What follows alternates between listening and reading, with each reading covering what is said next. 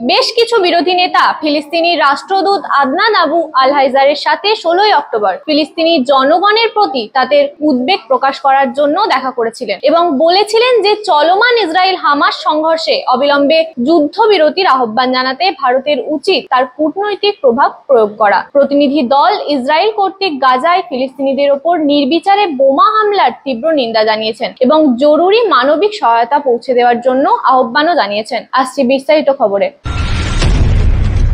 সংসদ সদস্য এবং রাজনীতিবিদ সহ 16 জন বিরোধী নেতাদের একটি প্রতিনিধি দল নয়াদিল্লিতে ফিলিস্তিনি রাষ্ট্রদূতের সাথে দেখা করেছেন। বিরোধী নেতাদের প্রতিনিধি দলে ছিলেন সিপিআই এর সাধারণ সম্পাদক ডি রাজা, সিপিআই-এমএল সাধারণ সম্পাদক দীপঙ্কর ভট্টাচার্য, জেভি নেতা কেশি ত্যাগী, সমাজবাদী পার্টির নেতা Javed Ali Khan, CPIM polity bureau সদস্য নীলোৎপল বসু এবং কংগ্রেস নেতা মণিশঙ্কর আইয়ার। প্রতিনিধি দল ইসরায়েল কর্তৃক গাজায় ফিলিস্তিনিদের ওপর নির্বিচারে বোমা বর্ষণের তীব্র নিন্দা জানায় এবং গাজার জনগণকে জরুরি ও নির্বিচ্ছিন্ন মানবিক সহায়তা প্রদান করার আহ্বানও জানায়। একটি রিজলিউশনে নেতারা বলেছিলেন যে সহিংসতা কখনো সমাধান নয়, কারণ এটি ধ্বংস এবং দুর্ভোগের চক্রের দিকে যায়। তারা সংঘাতের শান্তিপূর্ণ সমাধান আনতে আন্তর্জাতিক সম্প্রদায়ের প্রচেষ্টা বাড়ানোর আহ্বান জানিয়েছেন। আন্তর্জাতিক সম্প্রদায়কে অবশ্যই আন্তর্জাতিক আইন মেনে চলার জন্য এবং ফিলিস্তিনি জনগণের